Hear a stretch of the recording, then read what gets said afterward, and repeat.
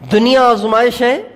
اللہ تعالیٰ ہر انسان کو دیکھ رہا ہے کہ کون کیا سوچتا ہے, کون کیا سمجھتا ہے. آزمائش کیا ہے؟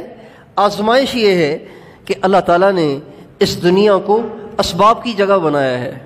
اسباب کی جگہ. آپ کو بھوک لگے تو آپ کو دعا نہیں مانگنی, آپ کو کھانا کھانا ہے. آپ کو پیاس لگے تو آپ کو دعا نہیں مانگنی, آپ کو پانی پینا ہے. یہ ایک آزمائش ہے. کھانا جب تک کھائیں نہیں بھوک مٹتی نہیں, پانی جب تک پیئے نہیں پیاس بجھتی نہیں, جب تک سوئے نہیں تب تک دماغ کو راحت نہیں ہوتی, تب تک دماغ کو سکون نہیں ملتا. حالانکہ اللہ اس پہ قادر ہے کہ بغیر کھانے کے بھوک مٹا دے, بغیر پانی کے پیاس بجھا دے, بغیر سورج کو نکالنے کے دن لے آئے, بغیر سورج کو ڈبونے کے رات لے آئے. اللہ کر سکتا ہے. لیکن اللہ ایسے کرتے نہیں ہیں.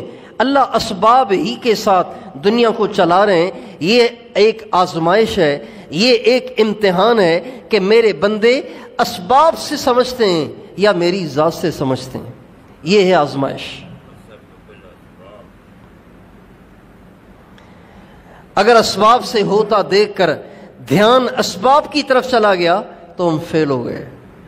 اگر اسباب سے ہوتا دیکھ کر بھی ہم اللہ سے سمجھتے رہے ہم پاس ہو گئے. چنانچہ نبی کریم صلی اللہ علیہ وسلم کی عادت شریفہ تھی کہ آپ ہر موقع پر دعائیں پڑھا کرتے تھے, دعائیں مانگا کرتے تھے. آپ کھانا کھاتے تھے اور کھانے کے بعد دعا کرتے تھے, الحمدللہ الذی هو اشبعنا واروانا وانعم علینا وافضل. اے اللہ تیرا شکر ہے کہ تو نے میری بھوک کو مٹایا, کھانے نے نہیں, تو نے مٹایا. واروانا, اے اللہ پانی نے پیاس کو نہیں بجھایا, تو نے میری پیاس کو بجھایا.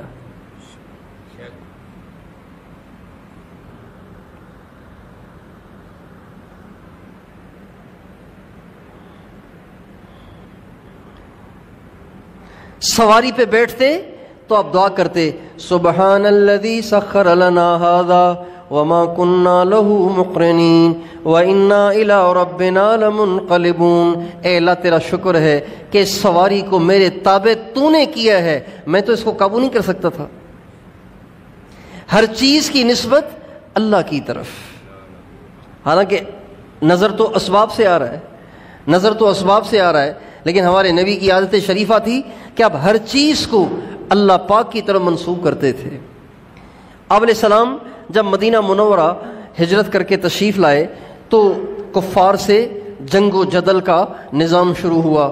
اللہ تعالیٰ کی طرف سے اجازت ہوئی. جب آپ مکے میں تھے تو آپ کو حکم تھا کہ کچھ کہنا نہیں ہے, ہاتھ کو روکے رکھنا ہے اور بس برداشت کرنا ہے. یہ ہمارے نبی کو مکہ معظمہ میں حکم تھا, جہاد نہیں کرنا.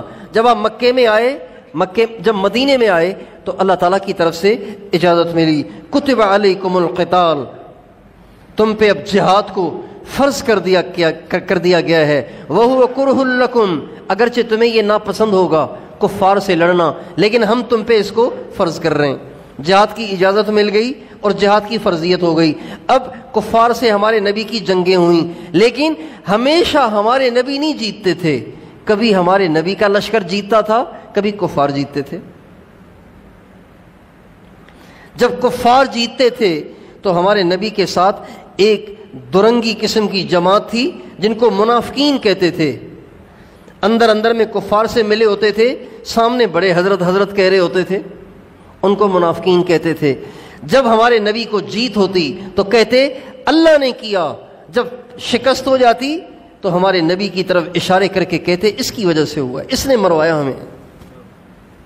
پتہ تھا اس کو کہ وہ زیادہ ہیں, ہم تھوڑے, کیوں ہمیں لڑوایا ان سے, سارا اس کی وجہ سے ہوا ہے. تو اللہ تعالیٰ نے ان منافقین کی اس بات پہ قرآن پاک کی آیت کو نازل کیا, قل کل من عند اللہ. اے میرے نبی ان سے کہو کہ فتح بھی اللہ کی طرف سے تھی, شکست بھی اللہ کی طرف سے ہے.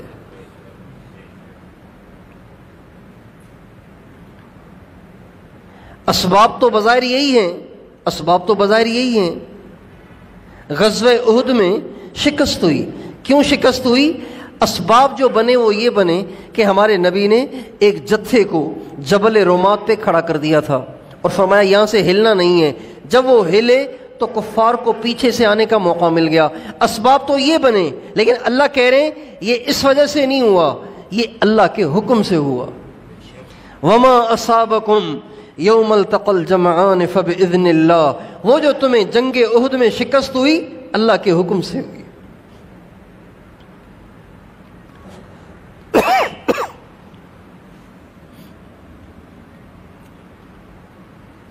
یہ ایک آزمائش ہے اس دنیا میں کہ اللہ دیکھنا چاہتا ہے کہ میرے بندے کی نظر کس طرف جا رہی ہے. حضرت پیران پیر غوث اعظم شیخ عبد القادر جیلانی رحمۃ اللہ علیہ کے ملفوظات میں لکھا ہوا ہے، وہ فرماتے ہیں ہر مصیبت میں تیری نگاہ جس کی طرف جائے وہی تیرا معبود ہے. شرک کرنا صرف مندر میں جا کے مورتیوں کے سامنے جھکنے کا نام نہیں ہے. مصیبت میں اللہ کے غیر کی طرف نظر جانا، وہ فرماتے تھے یہ بھی شرک ہے، یہ بھی شرک ہے. اس لیے مسلمان کے لیے یہ لازمی چیز ہے کہ وہ ہر وقت اپنے دل پر پہرا دیتا رہے کہ کہیں میرے دل میں اللہ پاک کے غیر کا یقین نہ آ جائے، اللہ پاک کے غیر کی طرف دھیان نہ چلا جائے، اللہ پاک کے غیر کی طرف نگاہ نہ چلی جائے. مسلمان کو ہر وقت اپنے دل پہ پہرا دینا ہے.